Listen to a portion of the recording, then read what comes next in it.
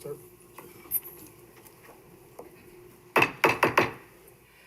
Calling to order the Joliet City Council meeting for July 20th. Presiding Honorable Mayor Odekirk. I'd like to call to invocation Pastor Ellis of Second Baptist Church on Joliet Street.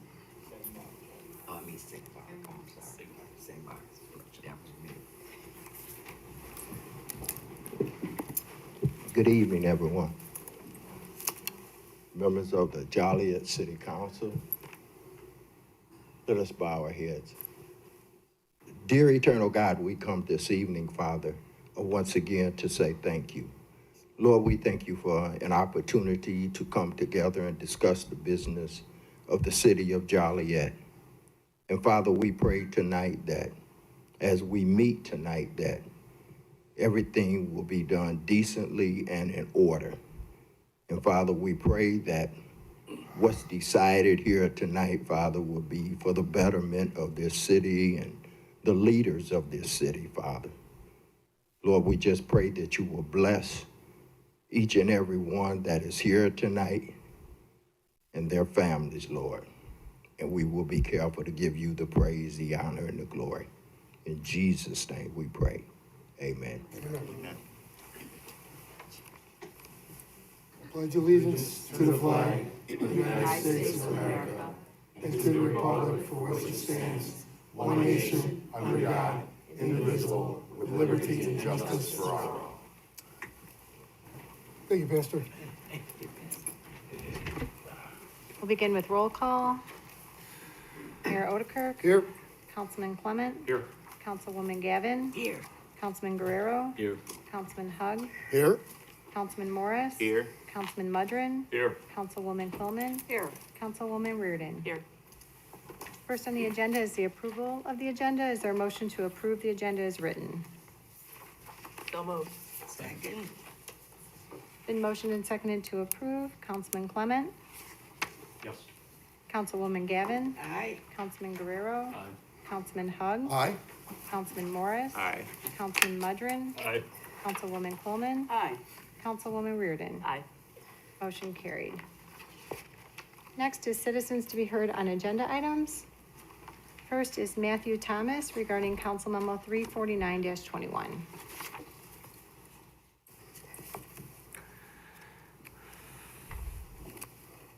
Good evening, everybody. My name is Matthew Thomas. I'm the owner of a gas station of Phillips 66 located in 379 South Chicago Street. Here to talk about Agenda 349-21. I applied for a beer and gaming license, and I know there's a vote today, so I hope you guys approve it because first of all, I try to run a safer environment for both my customers and my employees. Employees, they stay behind a bulletproof glass, and so they're safe. And the customers, I don't let nobody hang around in the parking lot or anything, so we create a safer environment. And one of the comments that I get all the time is that the customers are much safer coming into my station than other stations because they feel safe. And secondly, that I want to talk about is on a financial standpoint, with my COVID, with the past year, with the COVID and everything, my income took a big hit, and we've been struggling. And I think the income that can generate from beer and gaming thing, it helped me a lot. And lastly, I want to say is, two other gas stations got gaming and so everybody should be having gaming and beer license. So I hope you guys approve for gaming and beer license today. Thank you. Jeff I Hemmerdinger. brought my gaming vendor with me so he can say a few words. Thank you. I appreciate this opportunity. I am not an attorney. I represent a video gaming company. And although I'm biased towards the impact that video gaming would have on a community, I thought it would make much more of an impact if I can share some actual numbers with you as it related to the historical data that we've been able to comprise through the years. Lucky Lincoln has been in business for 9 years. Fastest growing segment of our business is gas stations and implementing video gaming programs within gas stations. We are now involved in 18 different municipalities, and of those 18 different municipalities, we have 29 different gas station locations that we're in.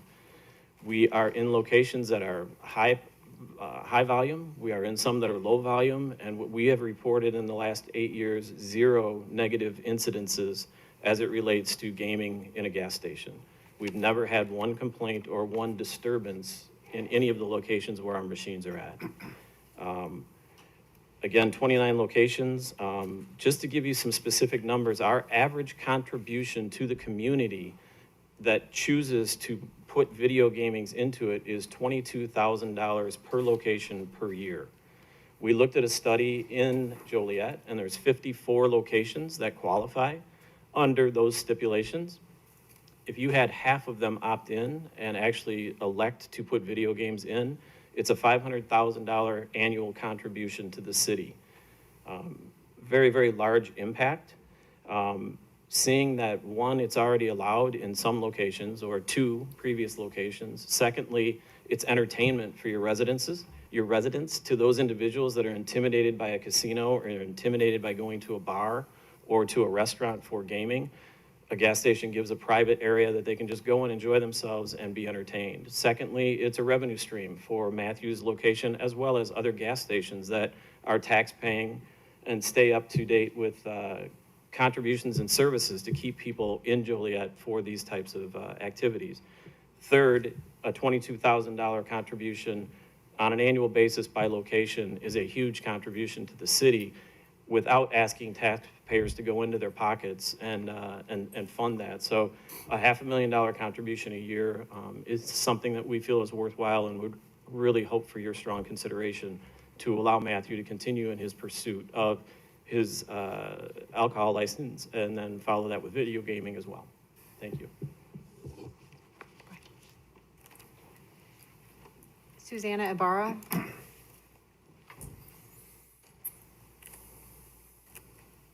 Hello, thank you for having me here tonight. I am here to speak on behalf of Dave Nelson's Jewelers. I have no disrespect at all for the business owner or his vendor, but from Essington to Dave Nelson's Jewelers, there are 28 establishments, I counted them last night, that either sell liquor themselves or provide liquor as, an eating establishment that sells liquor. Just from Essington and Jefferson to Mr. Nelson's business. I didn't count beyond that. Of course, beyond that, there's other liquor stores, Stain Kelly's. There's plenty of liquor in Joliet. We also have a gun violence problem, so probably more liquor stores is not gonna help the existing issues that we already have. Also, something that he said that really struck me was that his employees are behind bulletproof glass. Why are they behind bulletproof glass if it's a completely safe business and there's no risk? There should be no bulletproof glass. I just want to say that Dave Nelson's has been a staple of the community for many, many years. And Dave Nelson, he does his jewelry business himself right there on site, which, a lot of jewelers, the mall jewelers don't do that. They mail them up. Most of his customers that I see are well into their 70s, 80s. They've been going to him for years. They really trust him. This really poses a lot of risk for his customers, and I think there's another place for this. I don't think right next to his jewelry store business is it, especially someone who's a staple of the community like him, been serving us for a long time, and with all of these businesses like Dave Nelson's are slowly fading out to go through mail order or to go through, mall jewelry stores. We really need to keep and respect the businesses that we have. Thank you so much. Mayor? Yes. Ms. Ibarra, just for clarification, the gentleman you're referring to, Matthew, has nothing to do with Dave Nelson Jewelry. Oh, I'm sorry. He Am I has- speaking on the wrong item? Yeah, well, you can combine 2 items. He's looking for a gaming license out on I-80 and Chicago Street. I am He's so on sorry. He's 349. I apologize. I thought he was the South business owner. What street is it? Okay. South Chicago. South Chicago, so I thought. Yeah, I just wanted to clarify that for everybody, Okay, that they thank weren't you. combined. I am so sorry. I don't know if the person applying for the other liquor license next to the jewelry store is here or not. I don't know that. Okay. Thank you so much. Okay. Jeremy Page. So this is my first time at one of these meetings. Thank you all for taking time to listen. I'm here on behalf of David Nelson. He's been in this community for 28 years doing business. And me, I'm a political scientist and a lawyer, so I deal with facts. When we talk about liquor stores, we have to look at what it brings. There is a direct correlation between liquor stores and violence. Last city council meeting, you are talking about the violence on the west side. Who's not to say this liquor store won't bring more violence on the west side? So we need to take that into consideration before making a decision, because again, there's a direct correlation between liquor stores and violence. Gun violence, domestic violence, any kind of violence is correlated to liquor stores. People are hanging out, his clientele is older. We know for a fact people hang out at liquor stores. Who's to say they won't harass his clientele? When choosing a liquor store, take into consideration the owner that's already there. That's all I'm asking. Take into consideration his clients, his store, and the safety of the city. Thank you. Is there anyone else that would like to speak on an agenda item this evening? Good evening again. Mr. Mayor, members of the Joliet City Council. I'm Reverend Larry Ellis from St. Mark's CME Church here in Joliet. And I would like to address you tonight on an issue that was recently brought to my attention. Is this an agenda item, Reverend? Yes, the same Okay. day. Okay. And that is the licensing of another establishment on West Jefferson Street. And just like Sue said, I too today took a ride along Jefferson Street, and I counted 29 establishments that have licensing to sell liquor. I'm here from a moral standpoint, not only just a community interest, but a moral standpoint. I think that we have enough liquor stores in the city of Joliet alone, but to crowd another one in on Jefferson Street next to Mr. Nielsen's establishment could not be an answer to the revenue problem that we have in Joliet. I have known of Mr. Nielsen's establishment ever since I was a little kid here in Joliet, and I think it would be an insult to move a liquor store in next to his business. So I asked you tonight to reconsider the decision to issue a license for another store. Thank you. Thank you. Is there anyone else that would like to speak?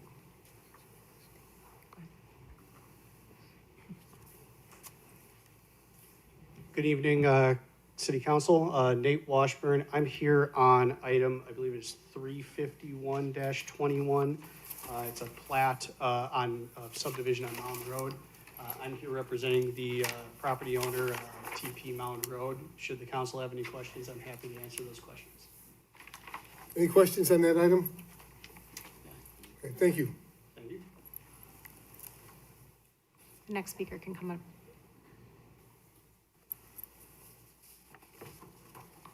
David Nelson, owner of David Nelson Exquisite Jewelry. Thank you very much for your comments and thank you for showing up. Council members, mayor, I appreciate the phone calls I received back from those of you that did call me back. That shows that you have really care in this community, and I don't want to reiterate what I said yesterday at the pre-council meeting, but I'd like to thank you for changing your recommendation to deny, and I hope that all of you follow through with the recommendation to deny. Thank you very much. Thank you. Is there anyone else that would like to speak? Seeing none, we'll move on to council committee reports. First is Finance Committee report. Finance Committee met this evening at 5:30. On the committee is Cesar Guerrero and Sherry Reardon and myself. We had a number of items there. The main item that will be on the agenda for us to vote on and discuss is the approval of the property and casualty coverage I'll have somebody come up to speak on this in a minute. The other items were revenue, and we were given a notice that our revenues are trending up higher than have been budgeted for. As everyone knows, last year, our budgeting was just a mere guesstimate of where we were at, and Jim Gandati did a great job of working on this, and our numbers there are above what was estimated, and our expenses are below. So in that respect, things are going well. The Finance Committee has made a motion to recommend the approval of the property and casualty. We have the representative from Arthur Gallagher, Rich Chaklakis, here, who would like to give you an overview of where the industry is and how we got to where we're at.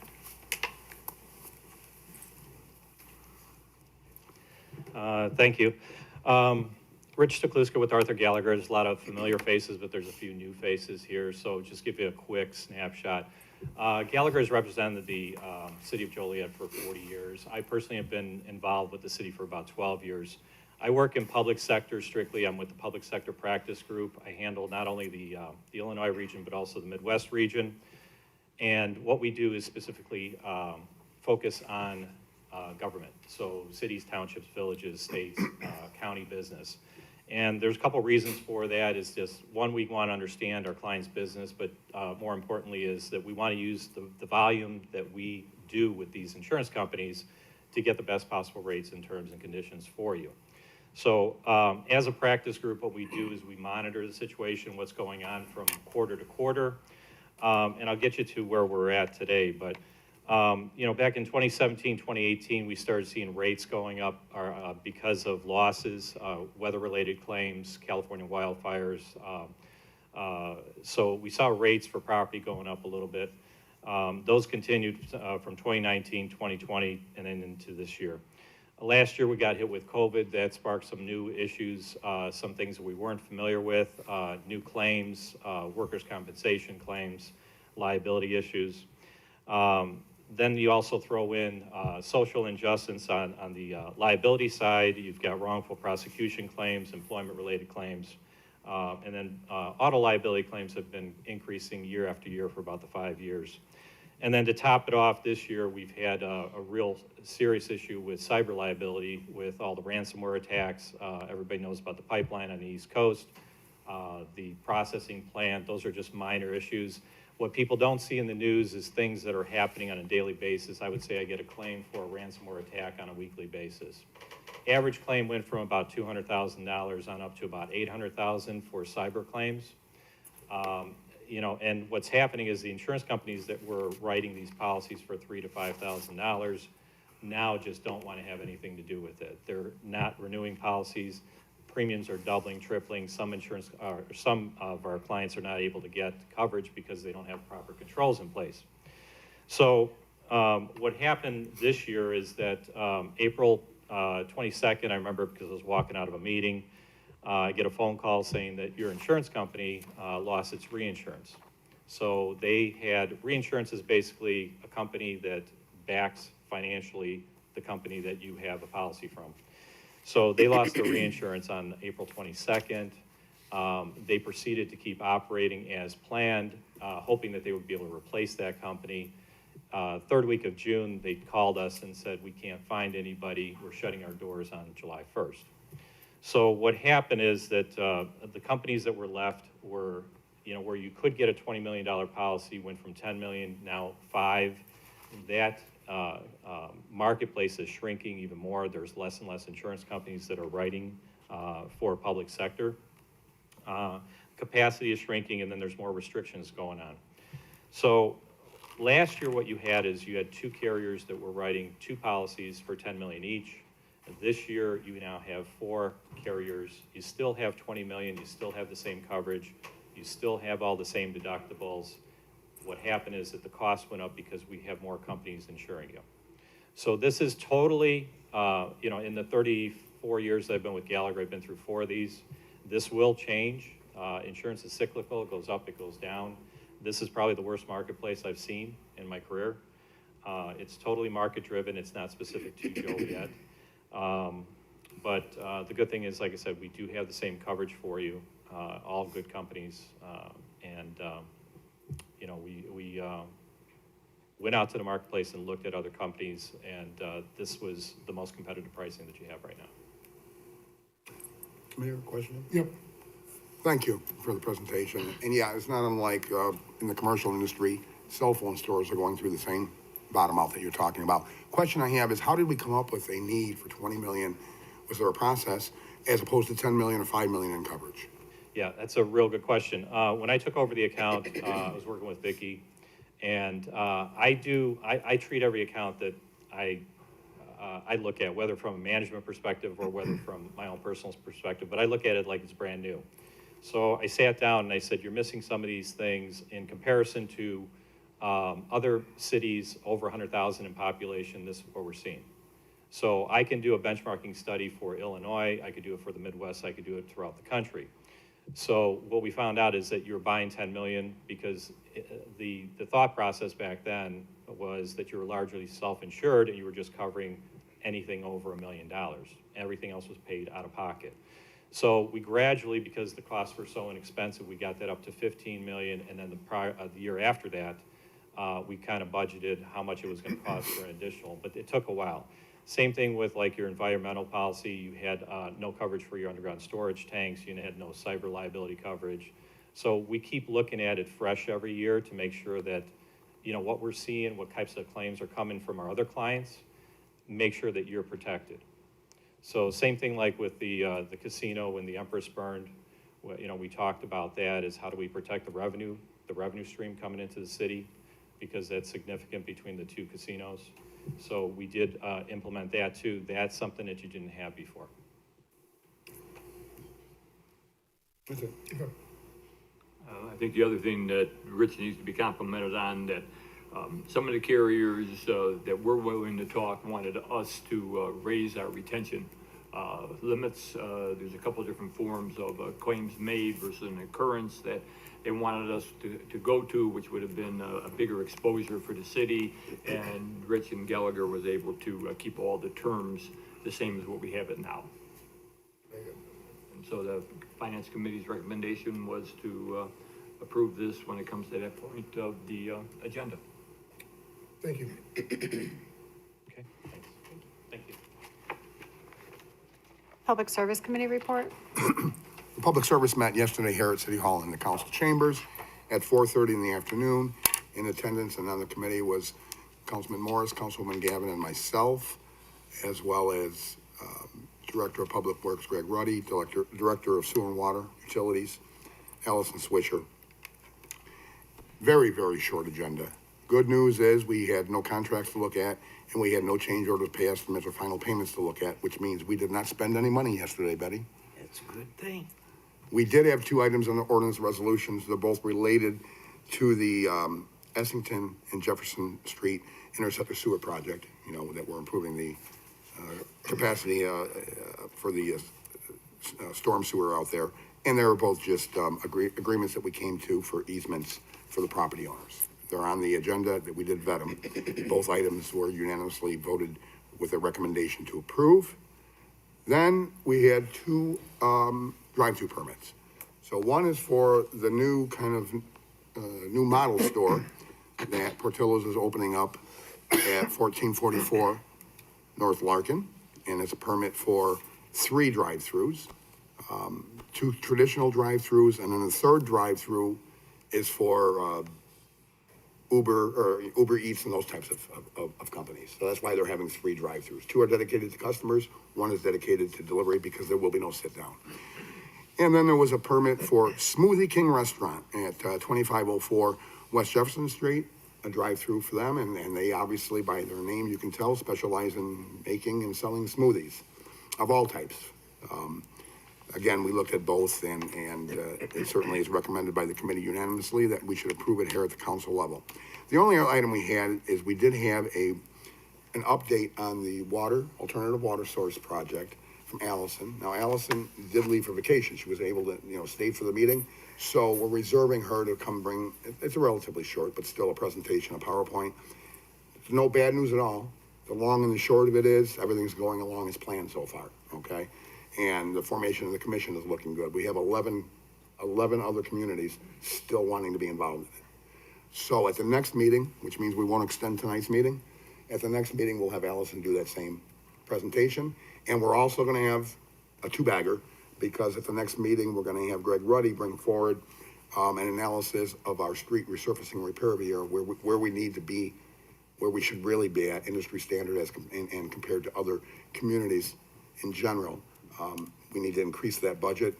We'll do that presentation in 2 weeks too. So enjoy your short meeting tonight, folks, because Public Service is gonna be bringing you 2 presentations in 2 weeks, so it's gonna be a little bit longer meeting. Other than that, we didn't have anything else on the agenda. Did I miss anything, Betty or Terry? I don't think so. You covered everything. Then that would be my committee presentation. Mayor? Thank you. I show no other reports. Under consent agenda, approval of the minutes. It's recommended the minutes of the special meeting held on June 30th, 2021, and the minutes of the council meeting held on July 6th, 2021 stand approved as recorded. Council Memo 343-21, renewal of the portable radios maintenance agreement with Motorola in the amount of $28,893.48. It's recommended this agreement be approved.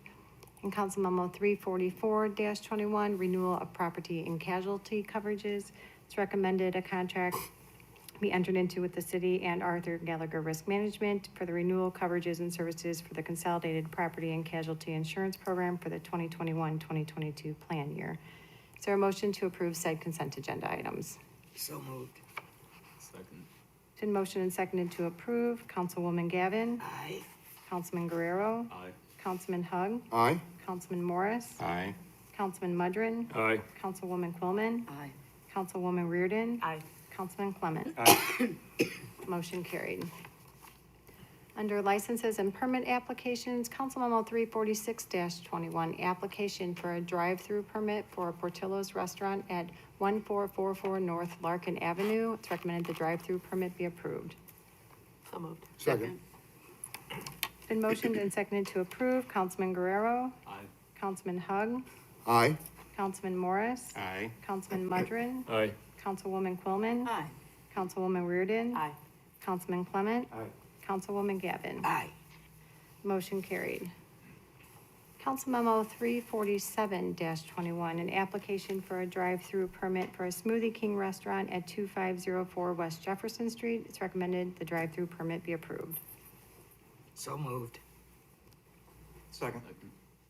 It's been motioned and seconded to approve. Councilman Hug. Aye. Councilman Morris. Aye. Councilman Mudrin. Aye. Councilwoman Quillman. Aye. Councilwoman Reardon. Aye. Councilman Clement. Aye. Councilwoman Gavin. Aye. Councilman Guerrero. Aye. Motion carried. Council Memo 348-21, there was a revised memo with the new recommendation for denial was placed on the dais this evening.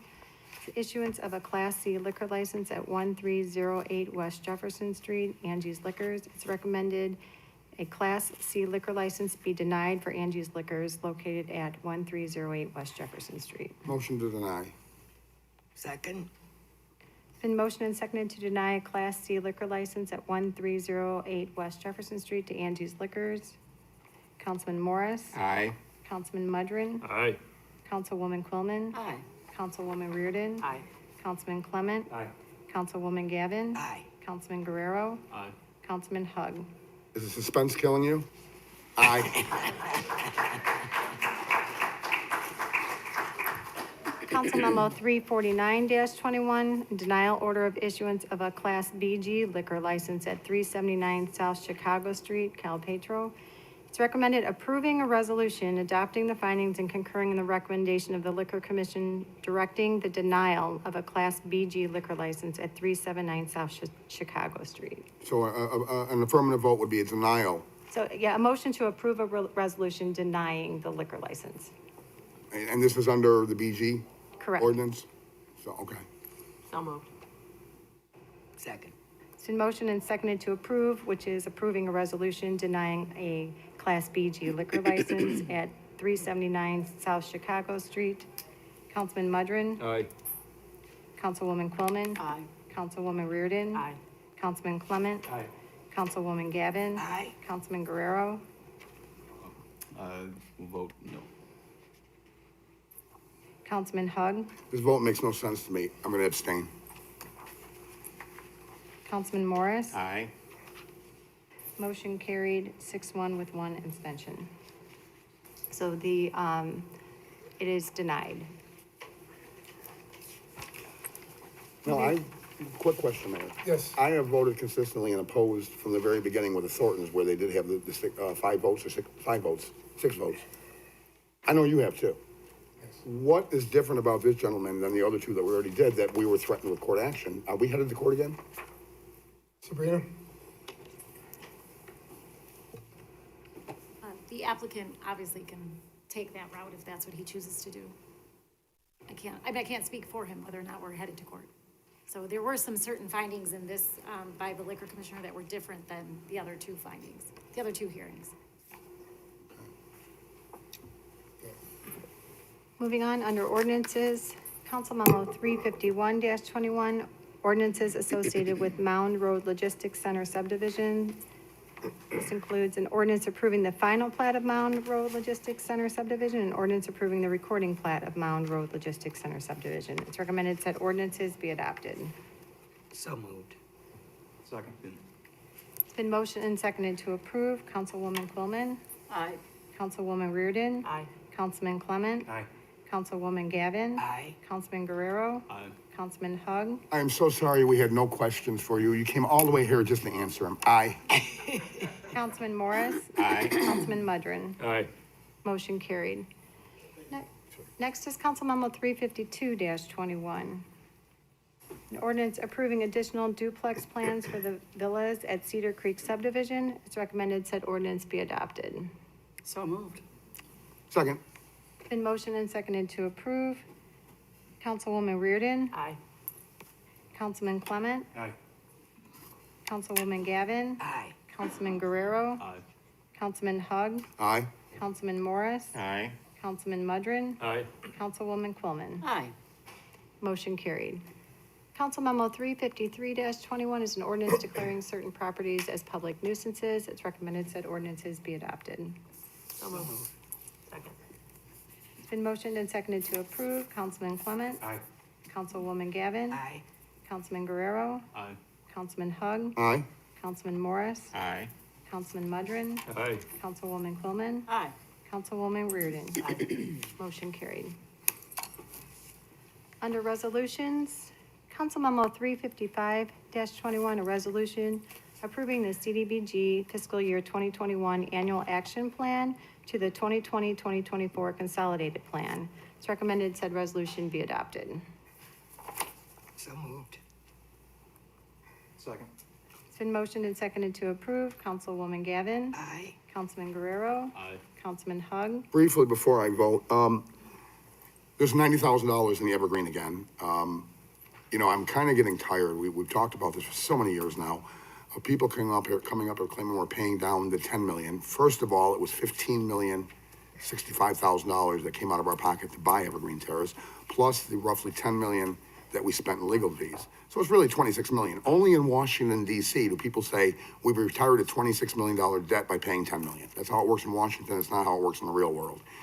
And they're claiming that part of the repayment of that 15 million was $4.5 million in CDBG money. What that meant, as I said at the time, and what's happening now with the 90,000 in there for Evergreen Terrace again, is that's money not being shared with other members of the community. It's being focused on that 2-block area. So you may not be getting your street done because we have a good project for $405,000 on Parks, and they're redoing the street with that money because it qualifies. We could have done more streets, but it's all being dumped into Evergreen, which is supposed to be costing us no money. How often have we heard that mantra? So I will vote no because of that one item in the issue. Councilman Morris. Aye. Councilman Mudrin. Aye. Councilwoman Quillman. Aye. Councilwoman Reardon. Aye. Councilman Clement. Aye. Motion carried 7-1. Council Memo 356-21, a resolution accepting a public utility easement from JMF Industries LLC for the Essington and Jefferson Interceptor Sewer Project. It's recommended said resolution be adopted. So moved. Second. Been motioned and seconded to approve. Councilman Guerrero. Aye. Councilman Hug. Aye. Councilman Morris. Aye. Councilman Mudrin. Aye. Councilwoman Quillman. Aye. Councilwoman Reardon. Aye. Councilman Clement. Aye. Councilwoman Gavin. Aye. Motion carried. Council Memo 357-21, a resolution accepting a public utility easement and temporary construction easement from Stonemore, Illinois LLC for the Essington and Jefferson Interceptor Sewer Project. It's recommended said resolution be adopted. So moved. Second. It's been motioned and seconded to approve. Councilman Hug. Aye. Councilman Morris. Aye. Councilman Mudrin. Aye. Councilwoman Quillman. Aye. Councilwoman Reardon. Aye. Councilman Clement. Aye. Councilwoman Gavin. Aye. Councilman Guerrero. Aye. Motion carried.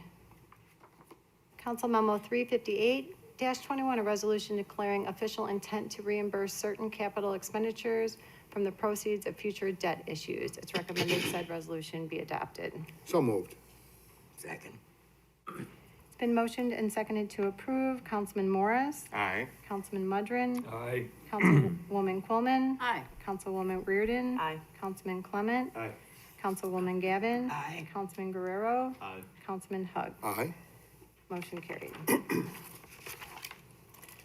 Council Memo 359-21, a resolution approving and authorizing the execution of the collective bargaining agreement between the City of Joliet and the Illinois Fraternal Order of Police Labor Council.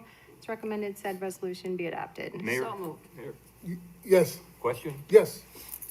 I don't have a problem with the financial end of it. I have some problems with some of the language that's being changed on the discipline part of the employees, and I hadn't had a chance to talk to Mr. Caparelli on why it would go to the city manager for certain issues. Well, initially, when that was brought up by the collective bargaining, the Fraternal Order of Police, what's happening, what we've changed is, I am now part of the disciplinary process if it goes to arbitration. If it goes to the Police and Fire Board, that's not the case. I initially did not want that. That was a negotiation thing. We went back and forth, and I'm sure the attorneys and the chief would, and Mr. DeVito would all, Officer DeVito would all agree with that. But then it was pointed out to me, this is exactly the same language that every other collective bargaining unit has, that it all comes to the city manager for final disposition before it goes to arbitration. If it goes to the Police and Fire Board, because there's kind of a two-step thing, they get kind of a choice. I do not take part in that. So again, it just mirrors the language that all the other unions have. So I hope that clarifies that for you. Is this something we're seeing at other municipalities, or is this unique to us, or do you know? I can't answer that. I just know that, again, that's the way 440 does it, the fire department does it, and the police were asking to be treated in a similar fashion, and that argument prevailed, and I said I'll agree to that based on the fact that I do it for everybody else. I should be able to do it for them. So this language then is in the other? Yes, sir. Yes, Counselor. Thank you. Thank you. Yes, to be clear, Jim, so I got my head around it. As it exists now, it's not up to you, it's not up to the chief, it's up to the individual who's being disciplined to choose whether they want to go the route of Police and Fire Board, which is a very, very formal, and complicated route, but they could choose that. You're not involved in that. No, I am not. Okay. But if that same disciplined officer decides to challenge the discipline and says, I don't want to go police and fire, I want to go arbitration, you're just placing yourself in the same spot that you've placed, that the city managers before you have been placed with the other bargaining units. That's correct. Okay. Absolutely correct. I wanted to be clear on Councilman Mudrin's question. See. One follow-up to that, you do the same thing with grievances, correct? That's correct. That's how the grievance process, because police and fire are unique in their discipline, that they can go before the Police and Fire Board. The others do not. That I am part of that whole process. Before it goes to arbitration, it always stops in the city manager's desk. Yes, sir. And the only other comment I'd make, Mayor, is I'm pretty confident in saying that neither side is 100% happy with what the final product is. And to me, that's a win. That shows that we negotiated properly. Neither side won everything. All right. Any other questions? Not for me. There was a motion to approve. Is there a second? Second. It's been motioned and seconded to approve Council Memo 359-21, a resolution approving and authorizing the execution of the collective bargaining agreement between the City of Joliet and the Illinois Fraternal Order of Police Labor Council. Councilwoman Gavin. Aye. Councilman Guerrero. Aye. Councilman Hug. Aye. Councilman Morris. Aye. Councilman Mudrin. Aye. Councilwoman Coleman. Aye. Councilwoman Reardon. Aye. Councilman Clement. You know, I'm in favor of this contract, but it does affect me for 7 months that I was employed, you know, with the city, so I'm going to abstain. Motion carried, 7 ayes and 1 abstention. Next is the city manager's report. I spoke yesterday about what I want to talk about, but again, we're looking forward to continuing on to get the rest of the union contracts rolling. So looking forward to engaging with the fine firefighters in the city of Joliet to be able to get them a contract and get us a contract. So, and I appreciate all the help that you have given me on this, and I'd like to thank the council for approving this Fraternal Order of Police contract. I believe it's the right thing to do, and I'm glad to have that put behind us. So thank you. New business not for final action or recommendation. Joe? You know, I got an email today, Mayor, Jim, on that senior tequila. Is there any update on that? I mean, Yes, Senior Tequila, there's when they were reconstructing, they found a well that was on the property that was not on any diagrams. Consequently, the Will County Health Department got involved. That caused a delay. Their permits expired, so now they have to reapply for the permits for the city of Joliet, but there should not be significant changes, so we'll hope to get that rolling along fairly quickly, Councilman. thank you. Betty? Yes, just one thing. Question to Chief Malik, our GM. Did we back in, I believe it was March, when the opportunity came up to apply for the grant from the state for the body cams, did the city of Joliet put an application in? We did. You did? We did. And We were can- denied. We didn't get it. We did not get it, no. All right, we got to find another pot of money somewhere. Okay. Thank you so much. Caesar? Just rolling within the same kind of theme here. Hopefully, we can continue to move forward with body cameras. I think conversation about our liability insurance as a city definitely plays into that. And I think the introduction of whatever expense we may incur from body cameras hopefully ends up netting us, a benefit by reduced insurance costs. Larry? Yeah, just one question, maybe something staff can look in, Jim. What exactly the savings would be because of the increase on the insurance? If we were to drop it to 10 million and designate 10 million of our reserve as the emergency backup for that missing to save that money, see if it's, how the numbers play out. Absolutely, Councilman. Thank you very much. Terry? Nothing. Jan? I'll save it for another time. I have nothing either, other than, compliments, congratulations to FOP. And most of our employees have been working without a contract for almost 2 years during the COVID crisis, so they definitely deserve us to do our job, and that's to get a contract done. Thank you for getting the first one done. I'm looking forward to seeing the next one come to us. Thank you. Next is public comments. Dan Callen. Thank you. My name is Dan Callen. Mr. Mayor, members of the council. I'm here again to talk about 71 North Ottawa Street, which is my building right next to the former Barrett's Hardware Store. I was here in May, and in May I was told that the owners and the people that want to build the hotel there needed to reapply for their permits and their set-offs and that type of thing. So I'm here tonight to inquire as to whether that's been done and what, if any progress has been made towards beginning construction on that building.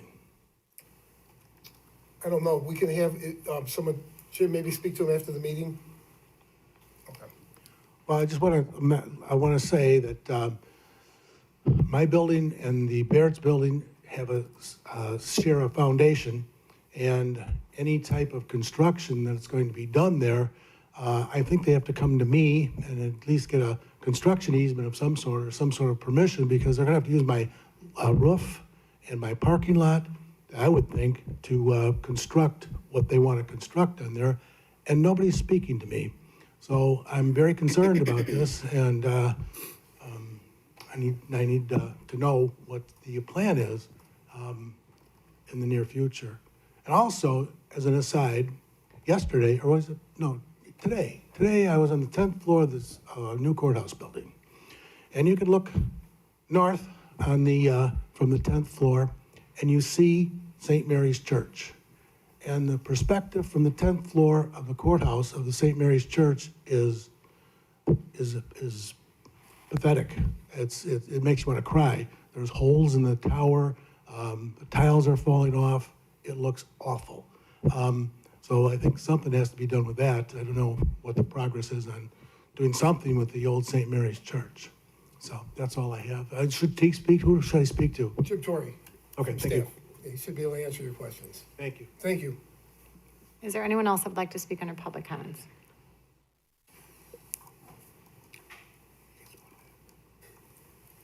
Mayor, Council, I'm Mike DeVito, the president of the Joliet FOP Union. I'd just like to thank the mayor and the council for all your support during these tough times and for our men and women in our career, and we'd like to thank you for having our backs. Thank you very much. Thank you. Is there anyone else that would like to speak?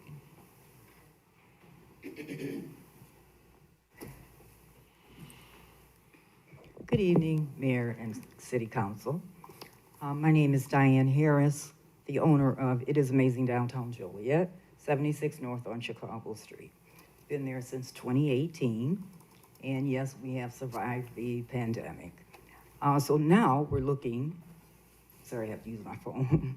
So now we are looking for new ways on how we can be sustainable during this Build Back Better moment.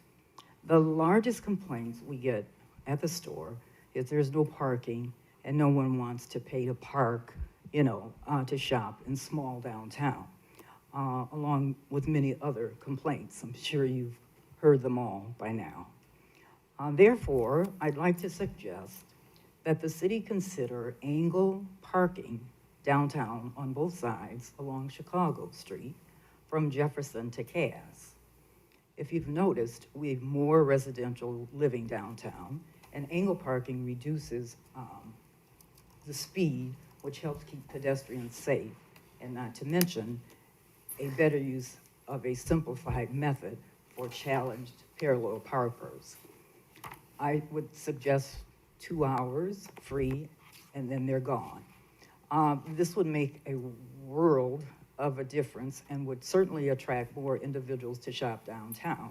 I am not an engineer, but currently what my eyes can see is that once the bricks are removed and the sidewalks are narrowed, a 45-degree angle space against the sidewalk would probably fit a mid-size car. These type of spots are great because you pull in and back out, which does not affect the flow of traffic on the opposite side. Daily, I see cars are double parked, holding up traffic, restricting the flow of traffic moving north and south. The customers come and then they go. Sorry about that. The customers come and then the customers go. They park quickly and then they move, but they double park. Sometimes they bring in groceries, etc. I believe this would be the key for individuals who curbside pick up, stop by to shop, and for the future will create a walk the block shopping phenomenon. That's what we want, walk the block shopping. Again, I am not an engineer, but angle parking meets my eye and should certainly be a possibility when restoring the revitalization plan. So during this Build Back Better moment, I ask you to consider angle parking that may help resolve a problem. Thank you. Thank you.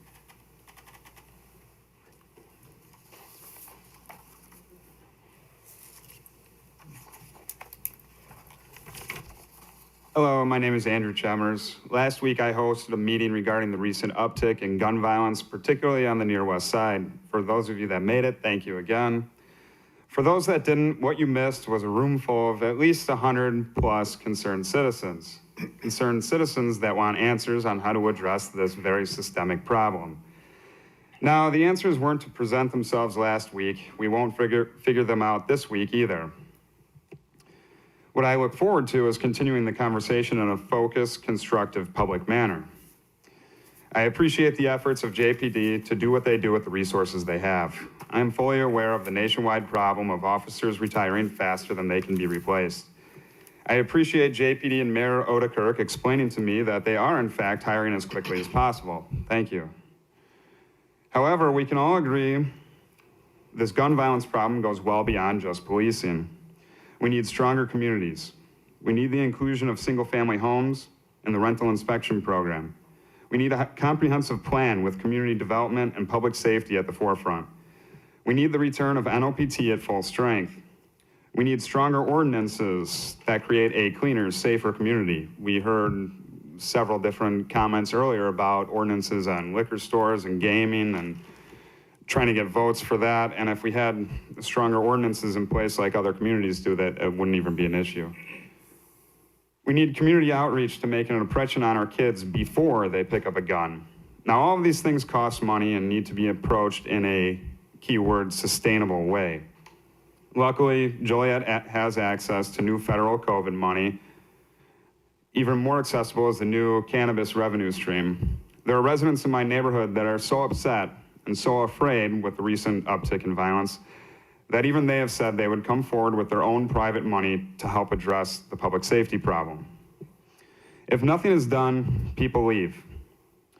They leave to towns and cities that support them. They take with them their pride in community, expendable income to patronize local establishments. Who will replace them? This further weakens our communities at an exponential rate. Again, I look forward to continuing the conversation on developing public safety in a sustainable way. Thank you. Is there anyone else that would like to speak?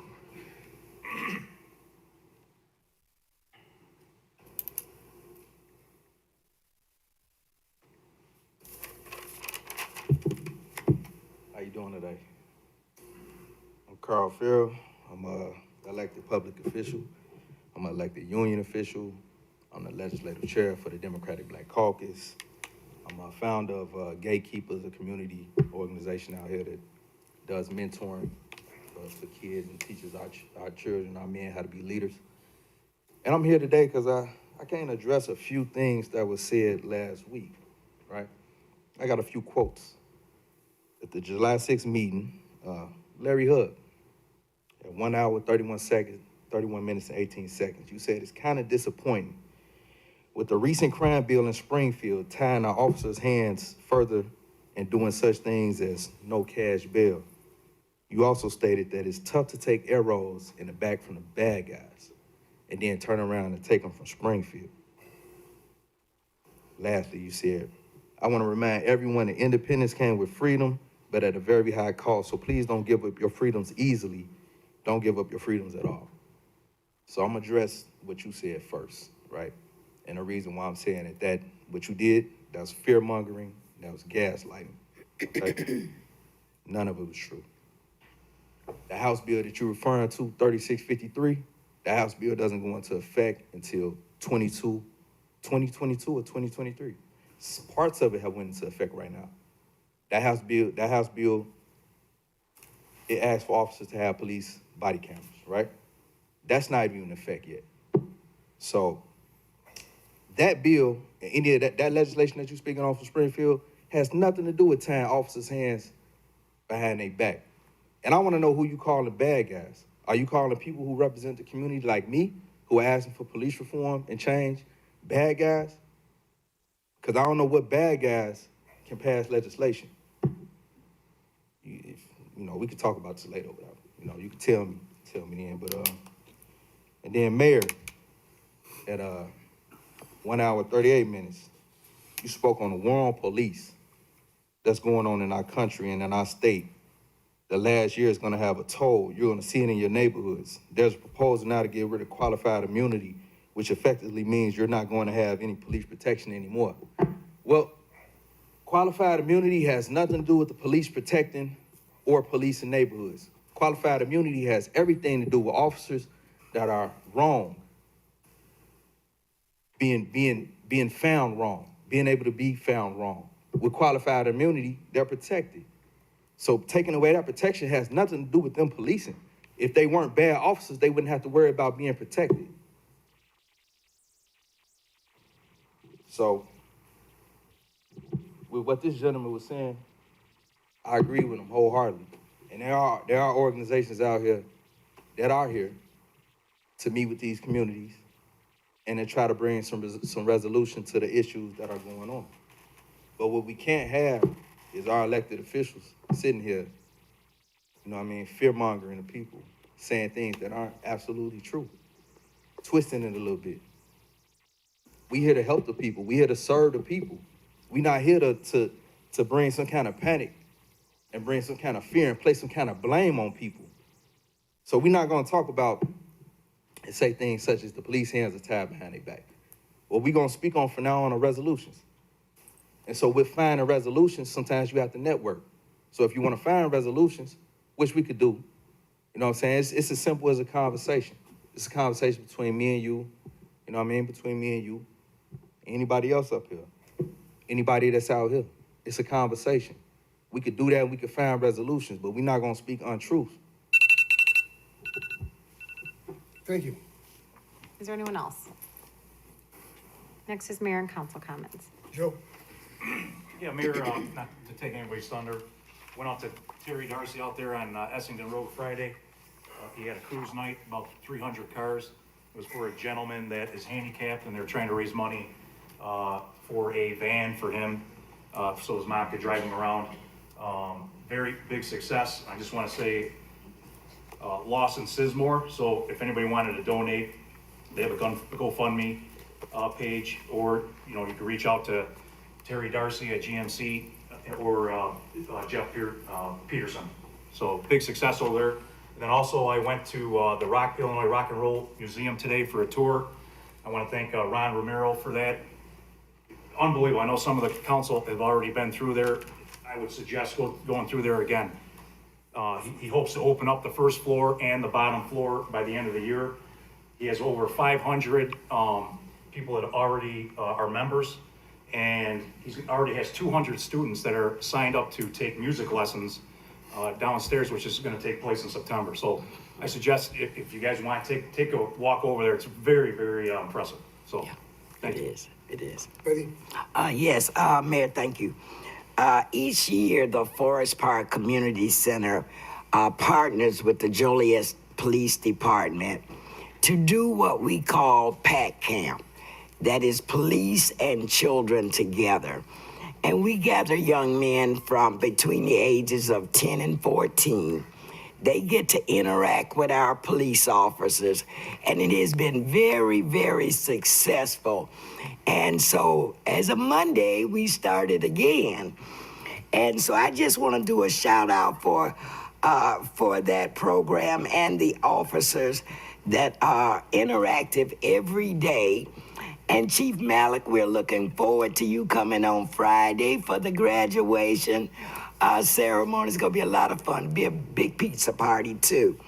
But I want to thank Officer Jim Durham, Rick Stiletti, Mike Stoyer, Nate Holman, Officer Clancher, and Sergeant Lisa Nicodemus for holding this, and a big shout out to John Bays that stepped in and helped us with transportation sort of at the last minute, so we're able to take the kids out. And so big ups. I believe that the BPOA sort of did the cooking on Monday. Thanks. Y'all didn't send me a sandwich or anything, so. But listen, big shout out. This is a great program because the kids get to see the police officers in a different light.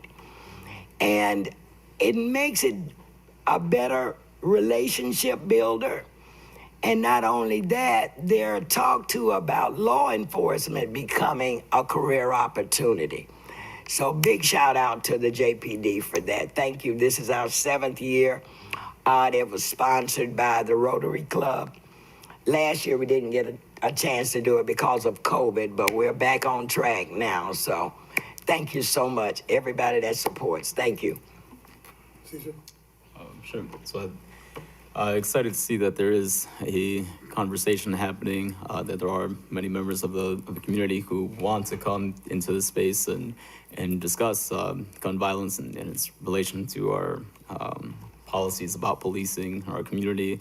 And I'd like to say that as members of the same community, we should never be waging war upon each other for any reason. And so I don't think that there is an alleged war on the police happening in our city. I think there is some perhaps confusion, misunderstanding at times.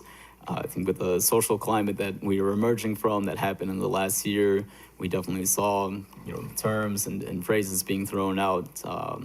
But as Mr. Carl mentioned, we should be here looking for solutions, and we aren't always going to agree on what the best solution is. I know in my time that I was, some ideas that I had brought forth or suggested were conflated with other ideas of defunding or abolishing the police, which is not something that I stand for now or have ever advocated for. But this is going to be a difficult conversation to have, and we are going to have disagreements along the way. But I'm glad that there are members of the community who are looking forward to having those discussions so that eventually, we can all continue to make betterments and improvements in our community. Because this brings to mind of what Betty just mentioned, programs that I participated in as a child. I remember attending the Shop with a Cop program during the Christmas holidays.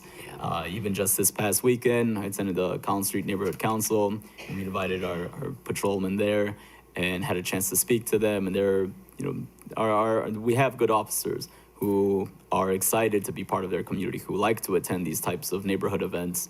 And those types of events aren't always reported on. So perhaps we have, we see things from a certain light because there's a tendency to report on the negative. But there is good out there, and I do believe that we are working towards finding that solution. Yes, I want to thank everybody that came today. When I first got elected in 2011, I've told this story before, we hardly had anybody in the chambers. The city manager at the time would require staff to stay over and would seat them strategically where the cameras are, just to make it look like there was some interest. But now we have real interest. And I do want to, I was ready to make this statement, and I will expand on it. I want to thank you all because you all spoke eloquently for one reason.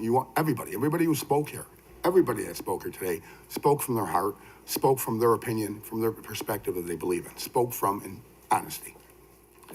The one gentleman, I believe he was a lawyer and said he was a political scientist, did accurately say that we had discussed the gun violence last week, but I wanted to clarify. I'm angry and frustrated with the increase in violence, guns, and deaths. My anger knows no boundaries, east side, west side, south side, north side. It doesn't even know the boundaries of the city of Joliet or the state of Illinois. This is a national epidemic and what's going on, and anybody who says it's not, anybody who calls it fear-mongering isn't following the FBI numbers. With all due respect, the gentleman that spoke eloquently just a moment ago, I would defend his right to speak, and I hear his opinion. But hearing your opinion doesn't mean I agree 100% with you. Freedom of speech does still mean something to me. Freedoms do. That's not fear-mongering. I would never have the nerve to stand before you and tell you I want you to think this way or say this, because that's not my right, nor is it your right to tell me what I will be saying moving forward. Sir, I didn't interrupt you. That's the respect of a give and take in a conversation. You respect each other, okay? So yes, we do have the rolling out nationwide in Illinois, revving up to do it, as you so eloquently put it. They're gonna be doing it over the next 2 years. And to answer your question, who are the bad guys? Who are the bad guys doesn't need an answer. We all know who the bad guys are. They're the ones that would be beating a woman, beating a child, pulling a gun on somebody, shooting a man in the head at the VFW. I didn't see some people that are giving platitudes here out there that night. I was out there when I heard about it. I drove there in shorts and a t-shirt from my house because it disturbed me. I believe, if I'm accurate, that was the first murder this year?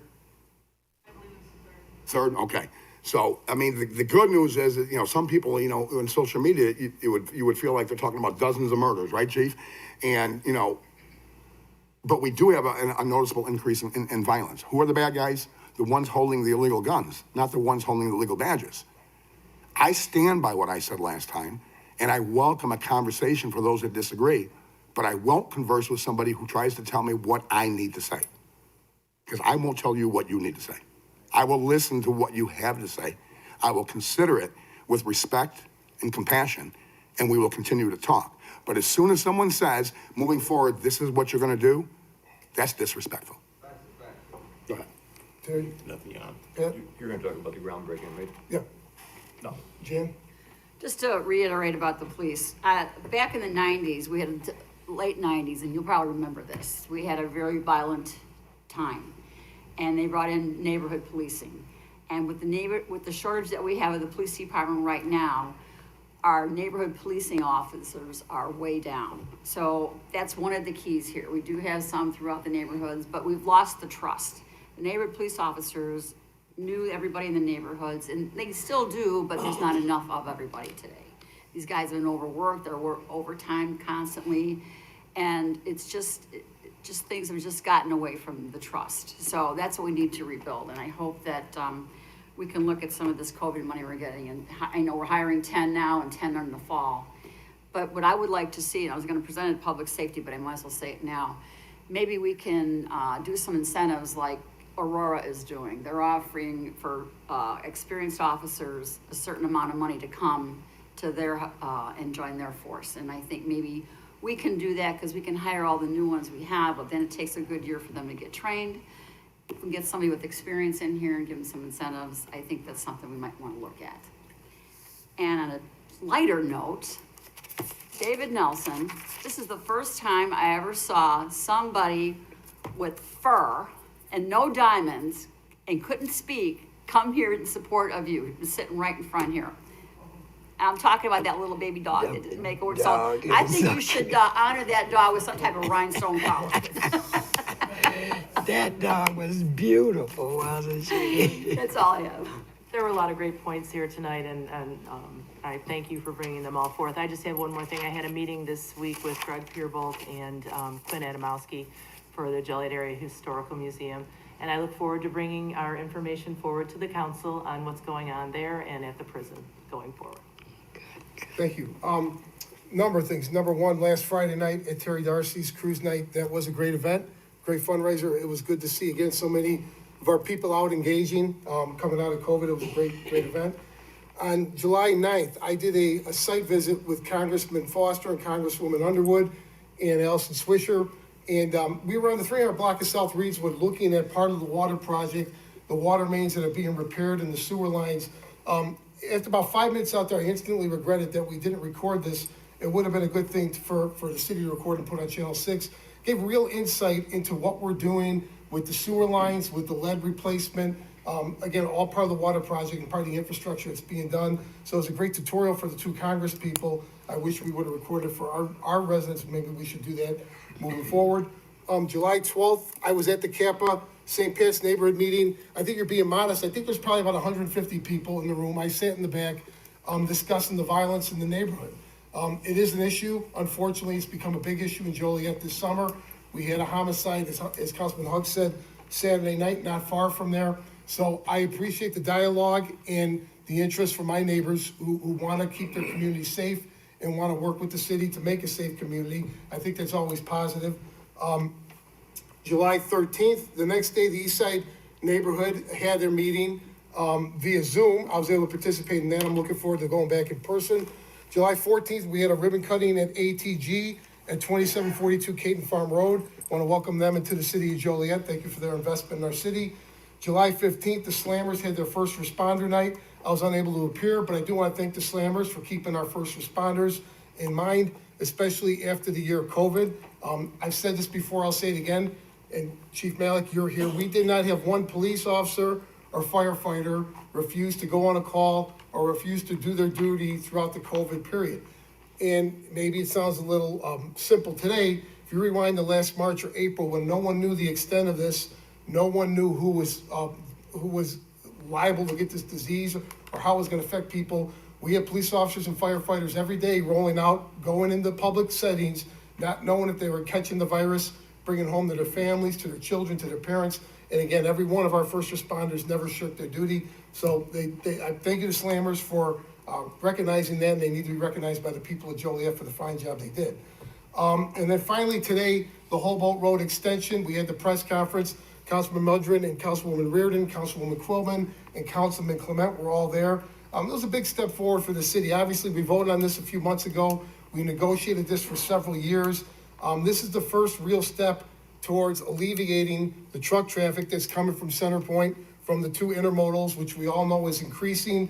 The idea being to get as many trucks as possible off of local roads and bring them right out on the I-80, both coming and going from inside the intermodal. So it was a great event. A lot of people were there, and there's a lot of people to thank. Obviously, IDOT, Will County, Larry Walsh, under his leadership, Will County, and city staff for all their hard work. But that was a big step forward for Joliet, a very proud moment, and glad to see it happen.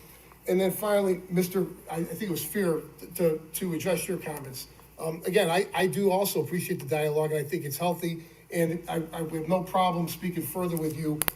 Regarding the term war on police, I think it's clear that that's what's going on in the last year. Of course, that's my point of view. Reasonable people can disagree, but I would suggest you or Councilman Guerrero speak to any of the police officers in this room. You're sitting one person away from a retired police officer. There's one at the doorway, there's one in the last row, and there's two over there.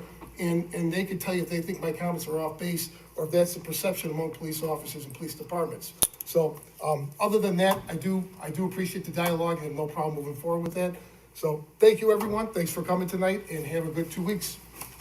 Is there a motion to adjourn? So moved. Second. Motion seconded to adjourn. All in favor? Aye. Opposed? Meeting adjourned.